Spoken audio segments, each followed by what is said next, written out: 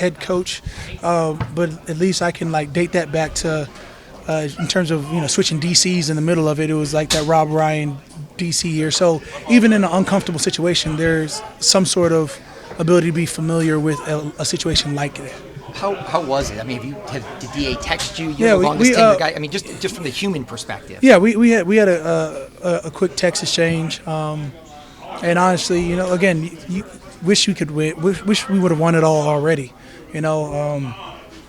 As with him as a DC, with him as a head coach, it was 7 or 8 years together. You wish you would have won everything, and then you look at it like message heard loud and clear in terms of the NFL is a business and we have to be able to win, or else, as you can see, nobody's job is going to be safe.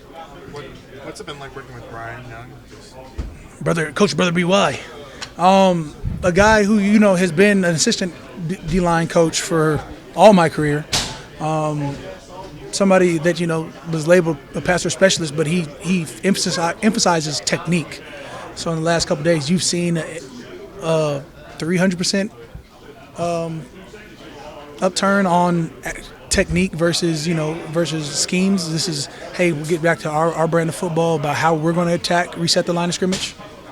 Do you think about, I know it's week by week, and you got the Falcons this week, but just what's happened, Dennis trading a Marshawn, you've been here a long time. Do you start to think about the future? No, it's Atlanta hate week. Okay. Yeah, it's just a perfect time to put all that energy into getting our first win in 8 weeks, or in 7, so 8th week, and really focusing on what we can control. Yep. And as you can tell from practice the other day to practice today, the energy is intense, to say the least. Yes, go ahead.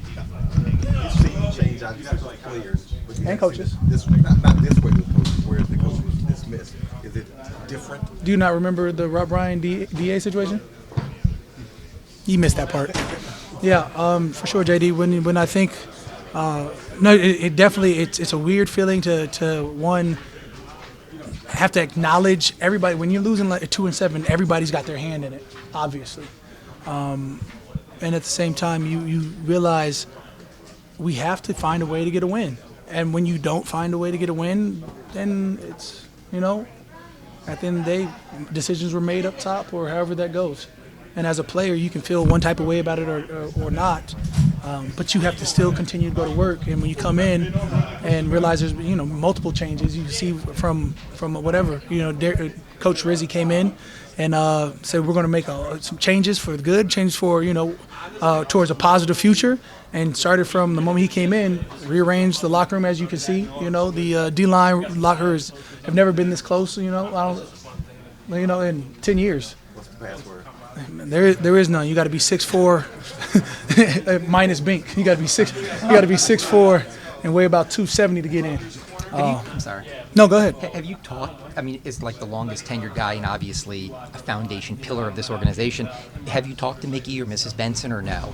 I think as a collective, what we've wanted to do this week has been focusing on us.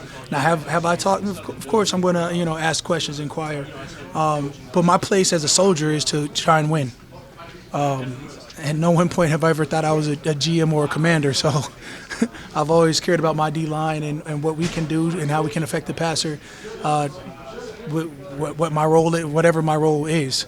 I haven't even had that conversation about that. So, when you think about what we want to do as a D-line is find a way to reestablish our line of scrimmage, find a way to get to quarterback more times than not, because halfway through the season, been a bit lackluster. So we have to be able to find our rhythm, find their role, go. And normally it comes full circle. I think if guys start missing sacks like we have been earlier this year, we're going to start making a lot of critical ones this last 8 games. What was your contribution to the playlist? I didn't have anything to do with today's playlist. Yesterday's. Oh, there we go. Yesterday was a D-line playlist, and I felt very confident. Everybody felt the juice. Everybody felt the energy. Today's playlist was done by offensive linemen. Do you feel like Not a big unwritten fan? Sadly, for some reason, I had the audacity to, I guess, pull the offensive lineman's card for their ability to own the playlist today. And the moment I pulled it, the entire team knew that it was not going to be up to par. Look, It's tough. Seriously though, like I mean, it seems like changes have been big and small for the team this week. Rizzy, Top to bottom, from a energy standpoint, what has he brought this week? That a serious energy. But I mean, when you think about, Rizzy has been a leader on the special teams, just a vocal, and at times abrasive leader for the special teams and getting guys going. But because of his spot at special teams, there's probably nobody that he doesn't know, and nobody that he doesn't know, like the odd little quirks about to get his guys going. So putting him as an interim head coach or just as an HC in general, I think is a solid move. Do you think and hope that your role may change here because of maybe some new perspective or just a different vibe? We can always have the brightest hopes in whatever it is, but I know my abilities far exceed what I've been given, and at the same time, I've been given a whole lot minus this year. If you take out this year, I've been blessed truly. So, like I said, I worked my butt off to think in my mind is revenge season, be in the best shape I could be, and my role isn't to demand anything. My role is to be a leader on the D-line, and if they say, hey, Cam, you're in, then that's when it's not my time to take over. You have to be able to take advantage of each and every opportunity given. Of course, I'm going to think I can still play 90 snaps out of 85 because that's the way I train. That's the way, my mind, my heart, my soul has always been in the black and gold. But if we're pivoting towards young guys, then my role is to give everything that I can when it's being asked of me and to win whenever we're told to win. How much of a blessing is it as the Falcons then this weekend? I hate them. It's a blessing to hate them. When you talk about Riz making the effort to get to know players individually and then using that to motivate guys in their own different way, it sounds like some other coaches that we've known here. Is there any similarity?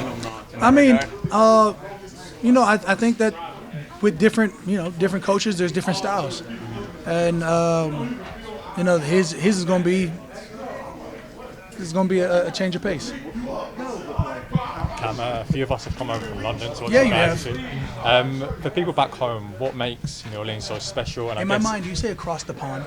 Yeah. Yes. Yeah. All right. Sorry. For people back home, what makes New Orleans so special? And I guess, do you feel that more than ever this week when you see the way the fans rally around this team? Man, as much as I'm in the community, I can and as much success as the Saints have had, when you have a season like this, the fans are still in our corner, right? And that's everywhere from walking the street, to defensive dinners Thursday, random people coming up to us and saying, hey, we still got this.